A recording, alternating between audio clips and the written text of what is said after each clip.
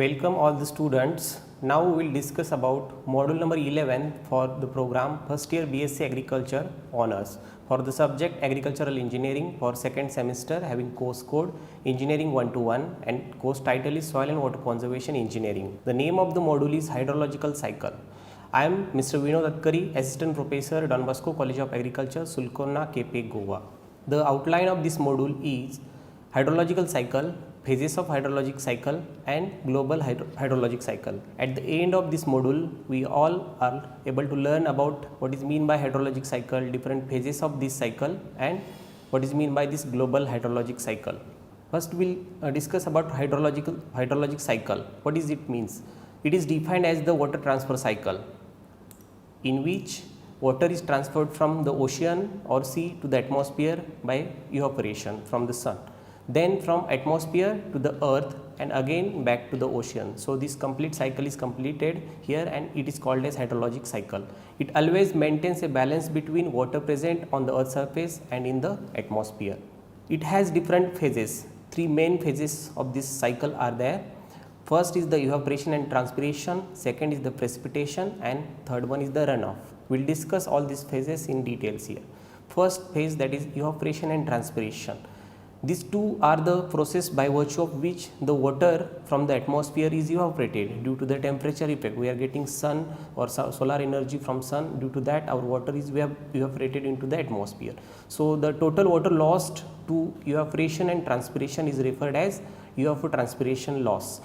Basically the transpiration loss means the evaporation takes place from the plant body during the respiration process, while the evaporation is the direct loss of the water from water and soil surface due to the temperature effect, and combinedly transpiration and evaporation is called as evapotranspiration loss.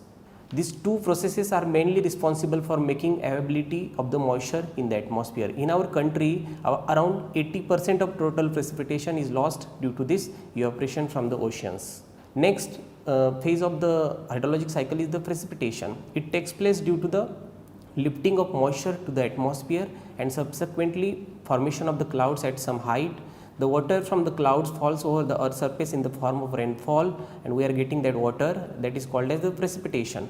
Again that precipitation comes to the rivers and it's come back to the oceans.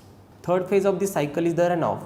During precipitation, a part of precipitation is lost by the interception losses. What is mean by interception losses? So some part of rainfall is intercepted by the vegetation or foliage or some buildings in urban areas. Without that, water is not coming to the ground surface. So that complete loss is called as interception loss. The rest amount of precipitation goes to the streams, rivers.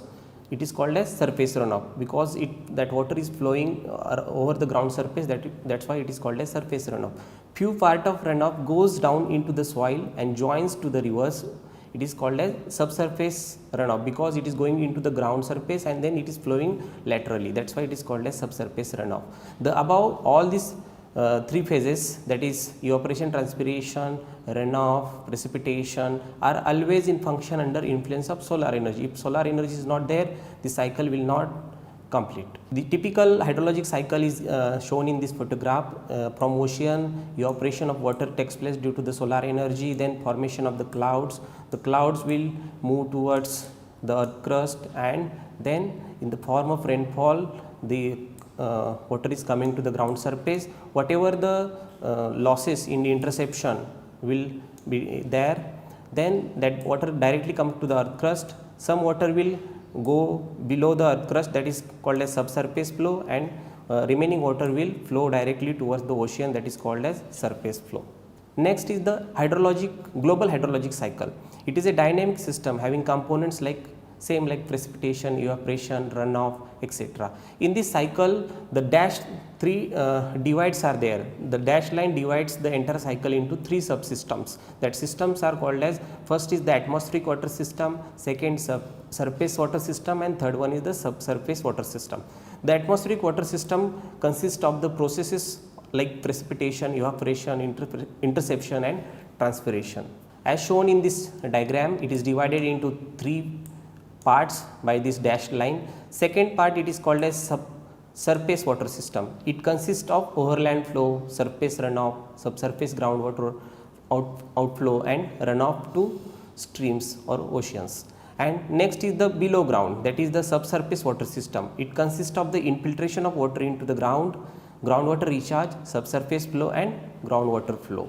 Next, watershed as a hydrologic system. As we know, the watershed means a line from complete area we are getting the water at single outlet. It has a only one single outlet. Watershed is the land draining into the stream at a only one outlet. Watershed divide means the line dividing the land area draining towards a given streams. The one line divides the two watersheds.